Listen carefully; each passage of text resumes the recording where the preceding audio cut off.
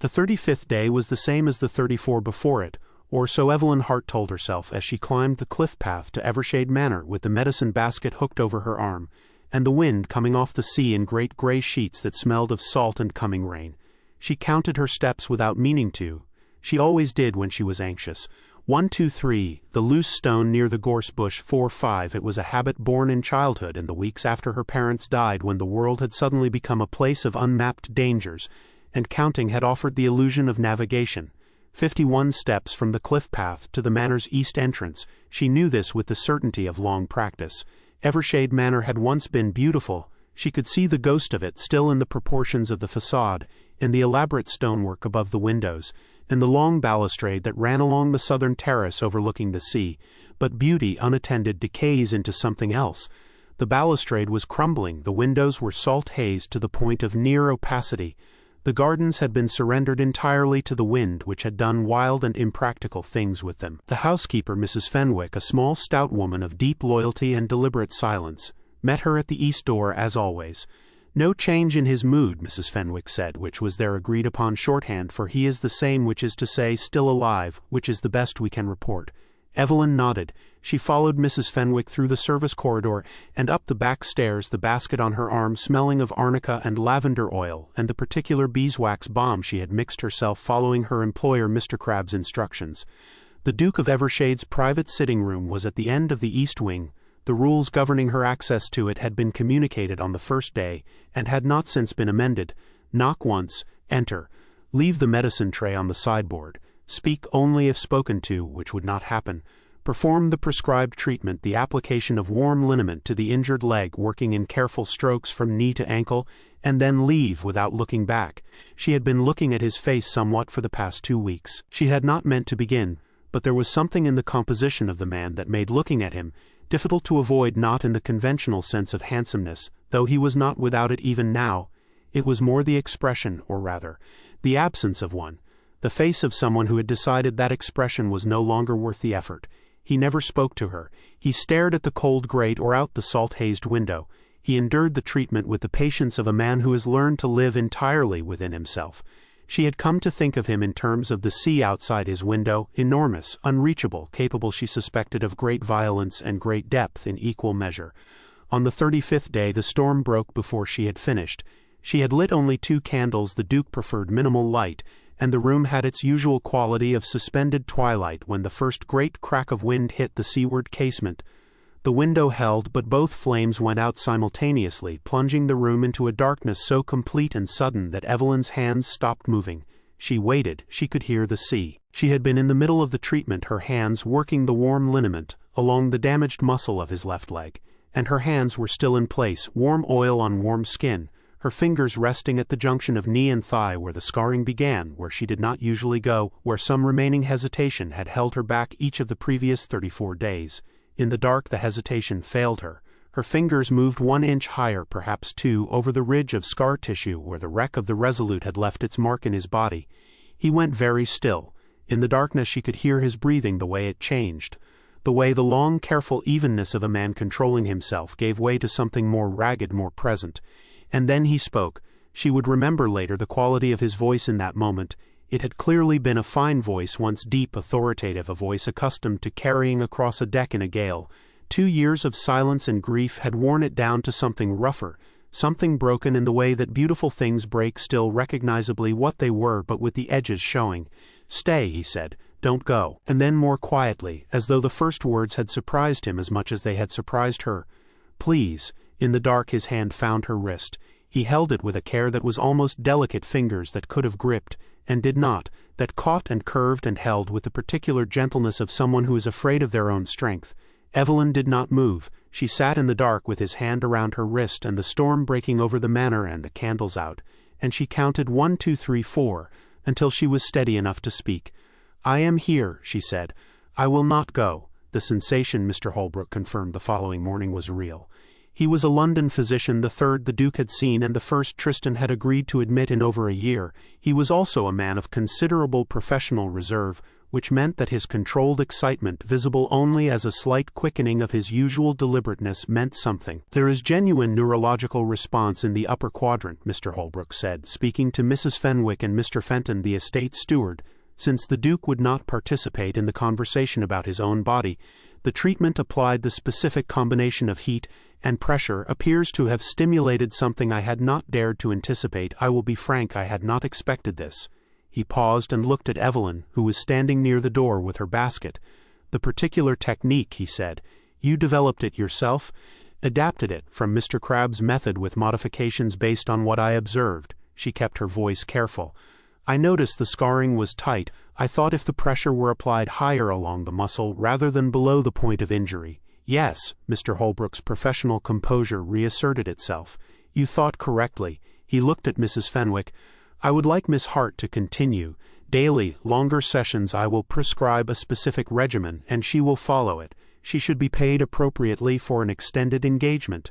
Mrs. Fenwick nodded. Evelyn thought of Jamie at home coughing. "Yes," she said, "I will continue." She had been in the room for 35 days without truly entering it. Now on the 36th day she entered it. Tristan Lockwood was sitting in his chair by the cold window when she came in, and he looked at her differently than he had looked at her on any previous day.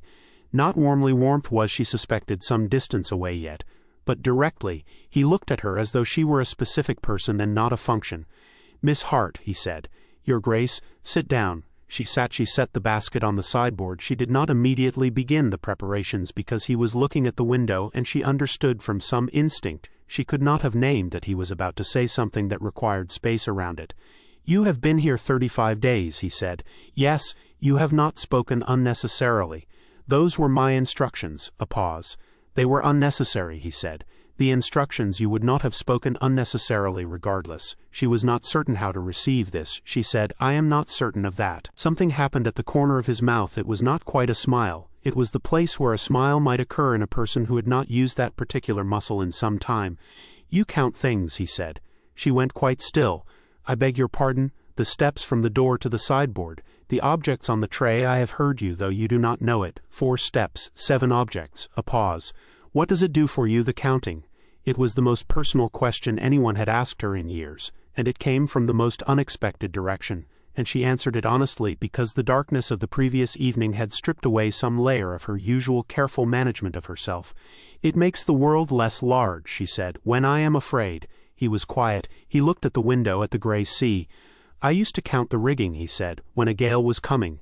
She looked at his profile, at the early grey in his dark hair, at the line of his jaw which was held very firm.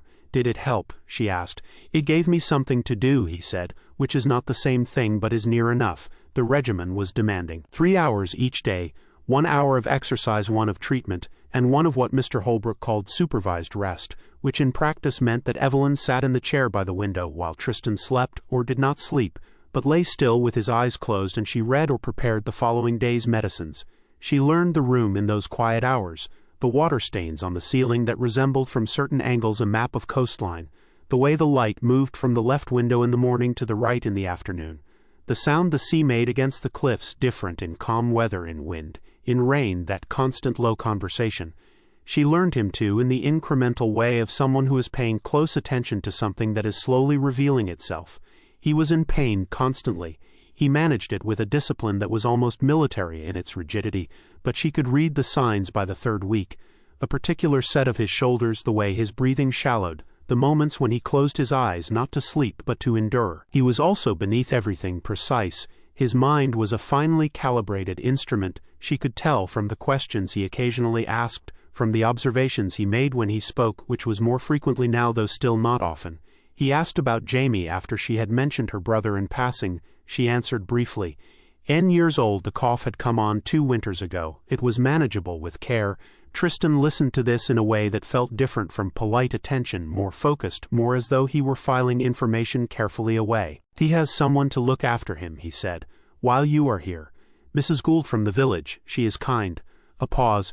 "Good," he said, as though he had been genuinely concerned, and she had answered a question he had wanted to ask for some time. She thought about this later, walking home in the November dusk with the sea wind at her back. She thought about the quality of his concern, the way he directed it outward to her brother when he so clearly needed a vast quantity of it turned inward toward himself. She counted her steps home, but she lost count twice thinking about him. Lord Reginald Ashcroft arrived on a Wednesday without invitation in a carriage bearing a coat of arms that had been recently and optimistically freshened. He was perhaps 40, with the careful handsomeness of a man who has attended to his appearance as a professional matter. He wore an expression of cultivated concern that did not quite reach his eyes, which were the pale measuring blue of a man who is always calculating something. Evelyn encountered him in the East Corridor on his second day at the Manor. He had clearly been waiting for her. "You are the apothecary's girl," he said pleasantly. "As one might say, you are the dog. I am Miss Evelyn Hart." She kept her voice level. "I have been engaged by Mr. Holbrook to assist with his Grace's recovery." Yes, he studied her in a way that was not quite impertinent, more the careful assessment of someone identifying an obstacle. "I have been making inquiries. Your brother Jamie, is it quite a serious case, I understand?" She went still. "The village physician, Dr. Moss, has been generous in his treatment, I gather. He has a practice to maintain. His generosity depends, of course, on certain community goodwill, local patronage, that sort of thing." Lord Ashcroft adjusted his gloves with great attention. "It would be a pity if he found his practice less supported than it currently is." She understood. She understood it completely in the cold, precise way that fear clarifies things. "I see," she said. "I thought you might," he smiled. "My cousin is better served by proper medical attention, London physicians, specialists. An apothecary's assistant, however devoted, is hardly the appropriate person to be administering extended care to a duke. Don't you agree?" She said nothing. He waited. "Good day, Lord Ashcroft," she said, and walked past him and counted the steps to the east door. 22, 23, 24. She did not cry until she was on the cliff path alone, with the sea below her, and the wind carrying the sound away before it could embarrass her. She did not tell Tristan. She almost did 3 times during the following week. Each time she stopped herself. He had enough to carry. The exercises were advancing. He could flex his ankle with intention now, could feel the difference between supported and unsupported pressure on his foot, and she would not shadow that progress with her own difficulties. But something must have changed in her manner, because on the 8th day after Ashcroft's arrival Tristan said, without looking up from the window, "What is it?" "I beg your pardon? You are counting more frequently. You counted the medicine bottles twice this morning." He paused. "Something has frightened you." She set down the bottle she was holding. "Lord Ashcroft spoke to me," she said. "He suggested my presence here was not appropriate for a person of my position." The stillness that came over him was different from his usual stillness. His usual stillness was the stillness of a man who had shut down. This was the stillness of a man who was very focused on something just outside the frame. "What else did he say?" she told him briefly, without self-pity. When she had finished, he was quiet for a long moment. Then he said, with the controlled flatness of a man keeping considerable feeling out of his voice, "He will not touch your brother's physician, Your Grace. I will write to Dr. Moss this afternoon." He said it in the tone of a man issuing a command on a quarterdeck, and she recalled with sudden vividness that this was what he had been, that whatever he was now, he had once been a man who directed the course of things. "Ashcroft has no standing here. He has no authority. He is a guest by courtesy and will remain so only as long as that courtesy serves." A pause. "You should have told me sooner. I did not wish to add to you are not a burden, Miss Hart." He said this with such careful precision, looking directly at her for the first time in the conversation, that she felt the weight of it settle somewhere below her sternum. "Whatever gave you that impression should be corrected." She looked at him, at his eyes, that deep blue-gray which she had come to think of as the color of the sea, just before a storm, full of unspent energy and depth. "I am accustomed," she said quietly, "to being temporary." He held her gaze for a moment that stretched longer than moments usually permitted. "I am aware of that," he said just as quietly. "I find I am less comfortable with it than I might have expected." Ashcroft left at the end of the week. Mrs. Fenwick did not say what had been communicated to him, and Evelyn did not ask, but his carriage departed on a grey Tuesday morning, and by Wednesday the Manor felt different, lighter by some quality she could not measure but could feel. The exercises continued. His progress was extraordinary by Mr. Holbrook's reckoning, 3 months ahead of the most optimistic trajectory. But Evelyn, who spent more time with him than the physician did, understood that extraordinary progress has its cost. She had seen him twice, having worked past his pain threshold, and the determination to keep moving, his face white and clenched, his hands gripped on the chair arms, and she had put her hand over his, and said simply enough for today. Both times he had let her stop him. She understood what that cost him too.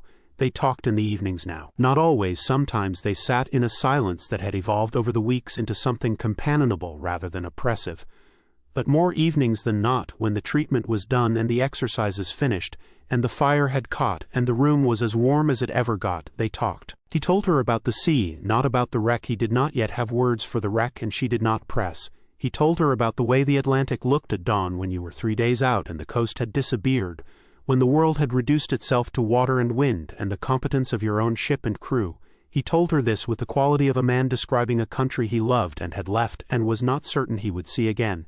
She told him about her parents, not in detail but the shape of the loss, the way the house had seemed smaller afterward, the way she had taken on the counting in those first terrible months, counting objects, counting steps, building a small portable architecture of certainty out of numbers when everything else had become uncertain. And Jamie helped, she said, having something to care for. Yes, he said just that, but she heard in it something large. You had someone, she said carefully. On the ship, a pause. My friend Calloway, he said, and he stopped, and Miss Pemberton, my betrothed. She had known in the way one comes to know things about a person through sustained proximity. She had not known the name. I am sorry, she said. She was 22, he said. She had a great deal of living still planned. He looked at the fire. I have thought many times that it would have been more equitable if it had been me. Equitable, she said quietly. They were worth more, both of them. She considered this for a moment, and then she said, I think that is grief speaking. I think grief has a habit of telling us we were the less valuable one in any equation. He looked at her. And what does yours tell you? He asked. She was quiet for a moment. That I should not grow too attached to anything because things leave. The fire spoke between them. Things do leave, he said finally. That is not grief speaking, that is accurate. He paused. But not all things. She looked at him. He was looking at the fire again, and his profile was very still, and she did not ask him to clarify because she was not certain she was ready for the clarification. She counted the flames instead, 1, 2, 3. December came in hard and bright with frost on the cliff grass, and the sea turned to hammered pewter, and Tristan Lockwood took 3 steps, unaided. She had not planned it. They had been working the morning routine, supported standing weight transfer, the slow recalibration of balance, and she had been within arm's reach as always in case he needed the support, and he had looked at the window and then at his own feet, and then he had simply moved. 3 steps, each one deliberate, each one his.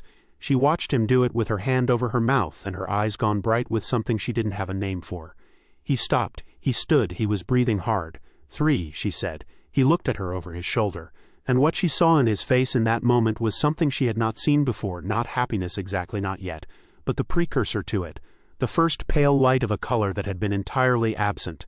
3, he agreed. She crossed to him then 3 steps of her own, and did something she had not planned that came from somewhere below the level of planning. She took his hand in both of hers, not to steady him, simply to hold it. His hand was large and calloused and scarred along the knuckles, the hand of a man who had worked and weathered and fought.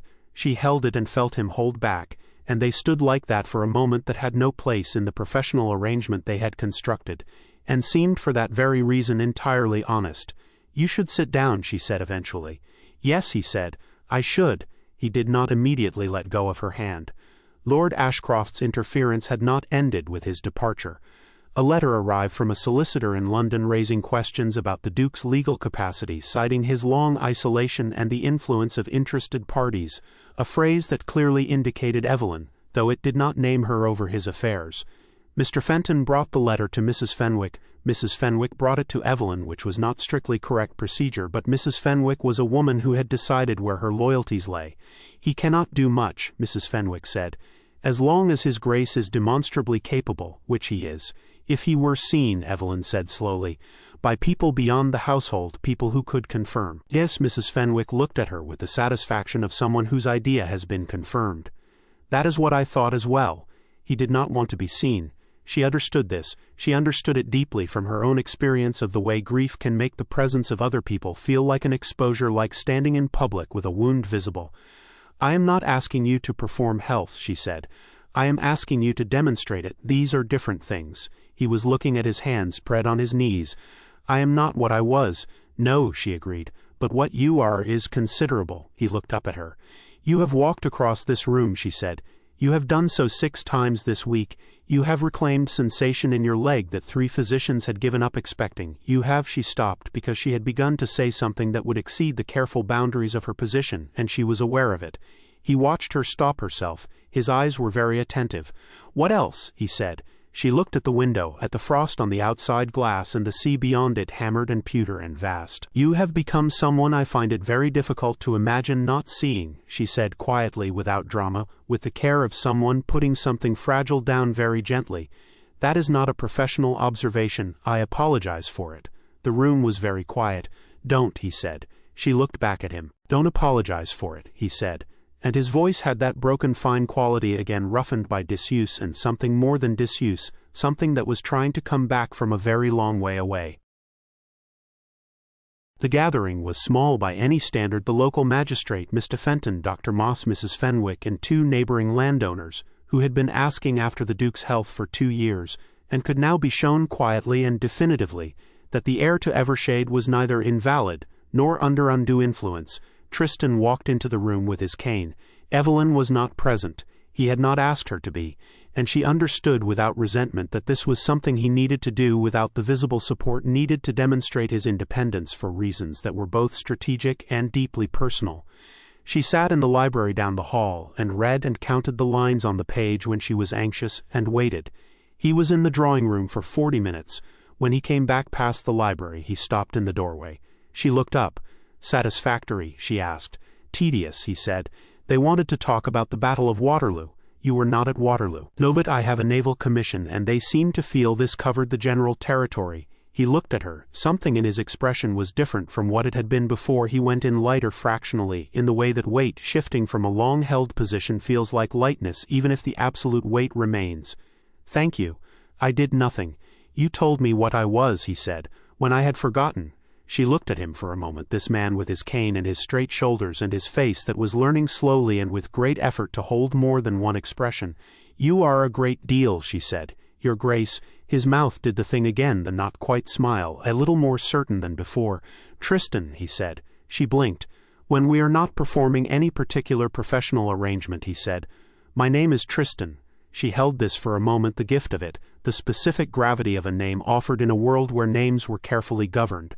"Evelyn," she said. "I know," he said, and walked on down the corridor.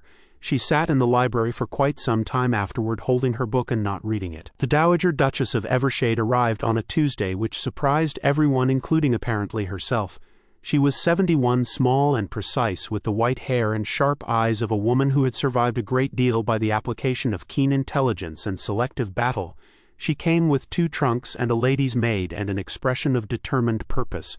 She found Evelyn in the east corridor, and looked at her for a long moment with the focused scrutiny of someone taking an accurate inventory. "You are the girl who has been making my grandson walk," she said. "I am Miss Hart. I have been assisting with his recovery, yes, Your Grace." The Dowager continued her assessment. "You are not what I expected. I am not certain what was expected. Something more fashionable," the Dowager said without disparagement, as a factual observation. "And less sensible." A pause. "Reginald wrote to me. His version of events was very colorful." "I can imagine, can you?" The Dowager tilted her head. "He suggested you had designs." "On a duke who would not speak," Evelyn said before she could stop herself. Something moved in the Dowager's eyes. "Just so," she said, and walked on past Evelyn toward the east wing. He walked unaided for the first time, truly unaided, cane abandoned by the chair on a morning in late December, when the frost was still on the windows and the sea was white-capped, and Evelyn had arrived to find him already standing, already determined. She stopped in the doorway. He looked at her. He put one hand out, not reaching for support, but acknowledging her presence, marking it, and then he walked. 7 steps this time, 8. He reached the window and put his hand against the salt-hazed glass, and stood looking at the sea he had not left this house to see in 2 years. She stayed in the doorway and let him have it.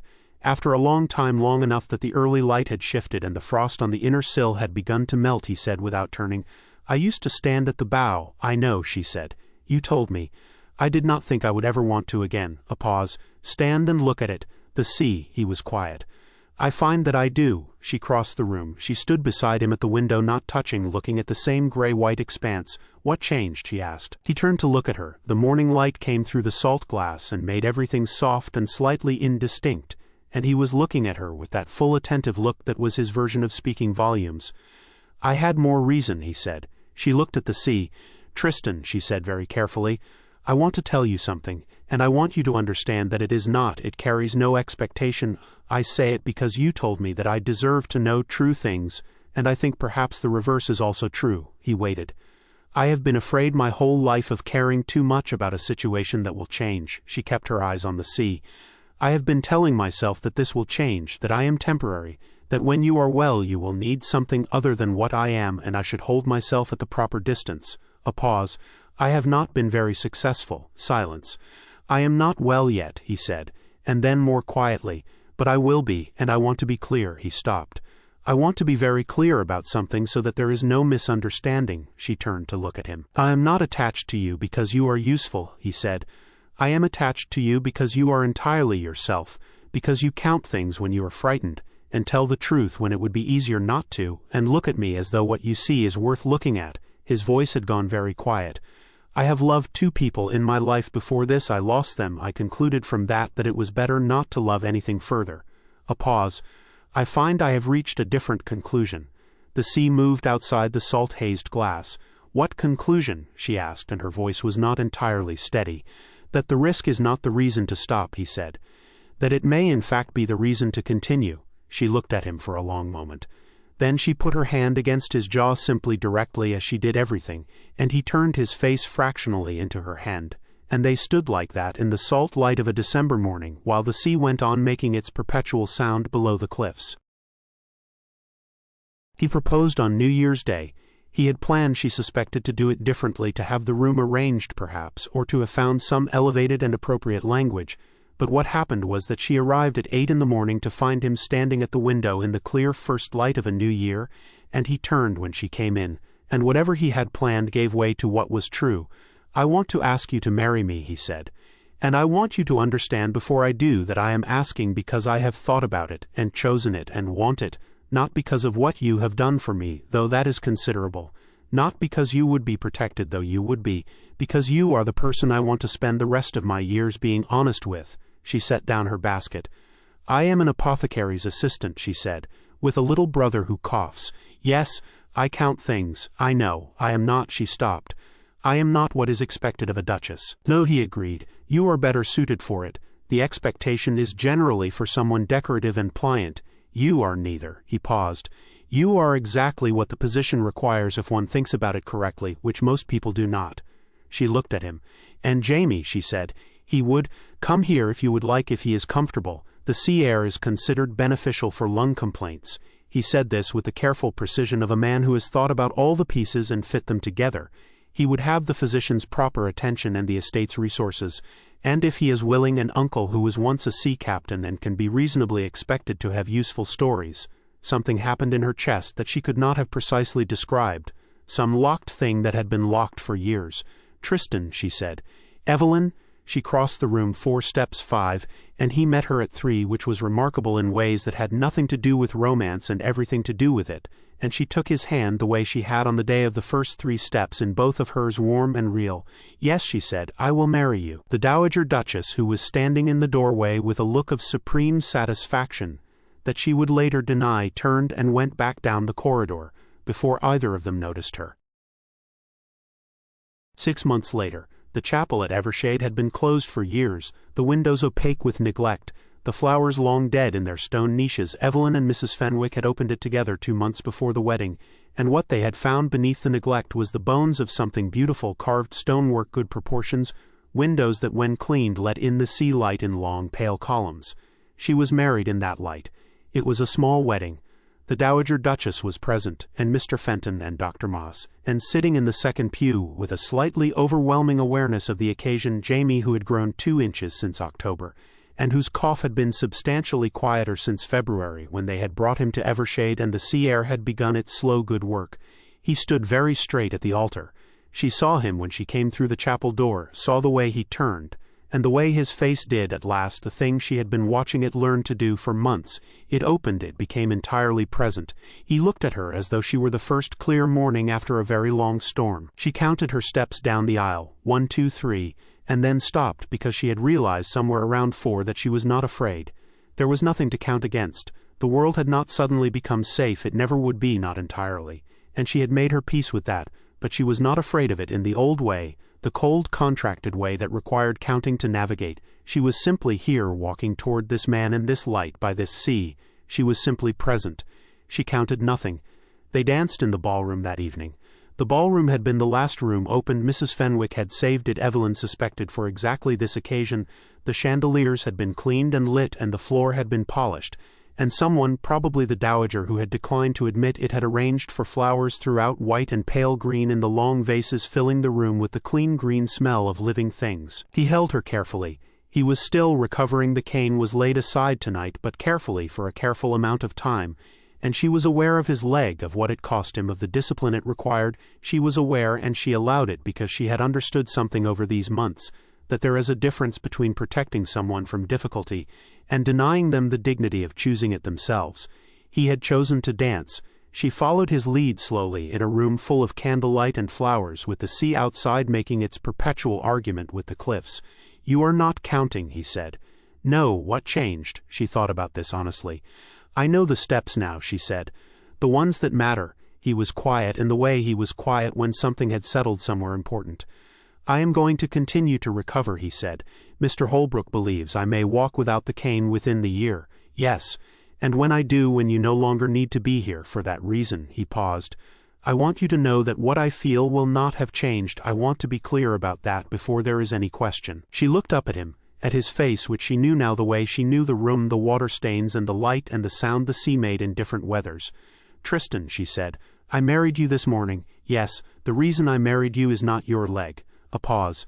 "No," he said, "the reason I married you is that you are a great deal," she said, "as I have mentioned previously." Something moved in his face, the smile that had been learning itself for months, more certain now, more practiced, recognizably his. "You have," he agreed. They danced on slowly in the restored ballroom of Evershade Manor, while the candles burned and the flowers opened in the warm air, and the sea went on below the cliffs, constant and deep as it had always gone, and would go on going, indifferent to small human things like grief and healing and the specific inexhaustible miracle of choosing to continue.